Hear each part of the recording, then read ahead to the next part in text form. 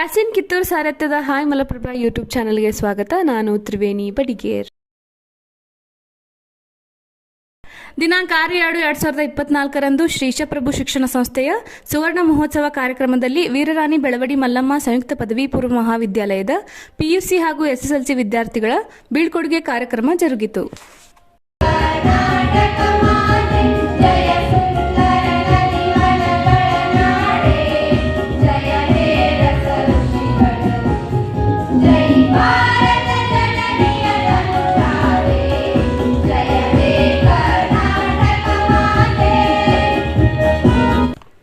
ಅಧ್ಯಕ್ಷತೆಯನ್ನು ಚೇರ್ಮನ್ನರು ಹಾಗೂ ಮಾಜಿ ಶಾಸಕರಾದ ಡಾಕ್ಟರ್ ವಿಶ್ವನಾಥ್ ಪಾಟೀಲ್ ವಹಿಸಿದ್ದರು. ಅವರು ಮಾತನಾಡುತ್ತಾ, ವಿದ್ಯಾರ್ಥಿಗಳು ತಮ್ಮ ಮುಂದಿನ ಭವಿಷ್ಯತ್ವವನ್ನು ನಿರ್ಮಿಸಿಕೊಳ್ಳಲಿಕ್ಕೆ ಚೆನ್ನಾಗಿ ಅಭ್ಯಾಸ ಮಾಡಿ ಮುಂದೆ ಬರಬೇಕು. ಇದರಿಂದ ಕಲಿತ ಶಾಲೆ, ಕಲಿಸಿದ ಗುರುಗಳಿಗೆ ಕೀರ್ತಿ ತಂದಂತಾಗುತ್ತದೆ. ಕೆಟ್ಟ ದುರ್ನಡತೆಯಿಂದ ದೂರ ಇರಬೇಕು ಎಂದು ಕಿವಿಮಾತು ಹೇಳಿದರು. ಅತಿಥಿ ಉಪನ್ಯಾಸಕರಾಗಿ ಡಾಕ್ಟರ್ ಬಾಳಪ್ಪ ಚಿನುಗುಡಿ ತಮ್ಮ ಭಾಷಣದಲ್ಲಿ ಶಿಕ್ಷಣ ಸಂಸ್ಥೆ ಸ್ಥಾಪಿಸಿದ ಹಿರಿಯರು ನಿಜವಾದ ಹೀರೋಗಳು. ಎಲ್ಲಿ ಇತಿಹಾಸ ಇರುತ್ತದೆಯೋ ಅಲ್ಲಿ ಒಳ್ಳೆಯ ಸಂಸ್ಕೃತಿ ಇದ್ದೇ ಇರುತ್ತದೆ ಎಂದರು.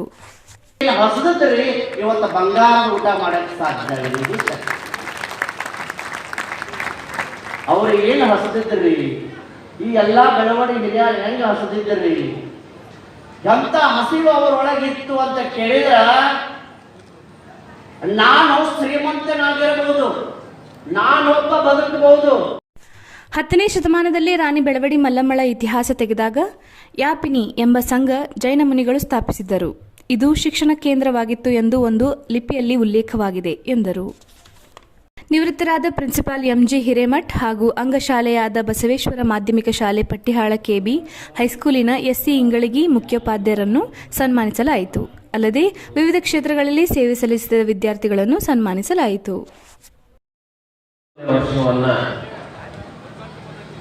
ಮೂರನೇ ವರ್ಷದಲ್ಲಿ ಕಾಲಿಟ್ಟಿದೆ. ಇಂತಹ ಸಂದರ್ಭದಲ್ಲಿ 52 ವಸಂತಗಳನ್ನು ಕಳೆದ 53ರಲ್ಲಿ ಪೂರೈಸಿದಂಥ ಸಂದರ್ಭದಲ್ಲಿ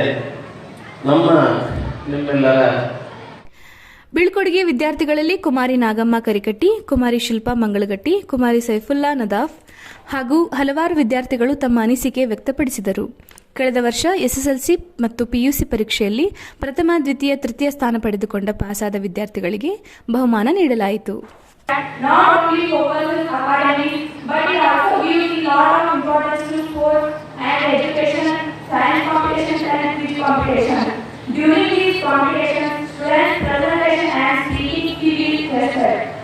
All I want to say is that I love attending my school.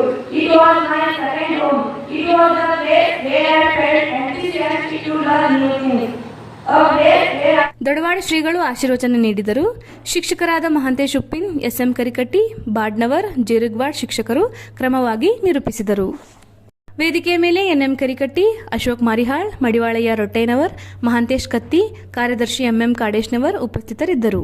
ರಾತ್ರಿ 9 ಗಂಟೆಗೆ ಜಿವಿ ವಿರಚಿತ ಸಮರಸಿಂಹಿನಿ ಬೆಳವಡಿ ಮಲ್ಲಮ್ಮ ನಾಟಕ ಪ್ರದರ್ಶನಗೊಂಡಿತು.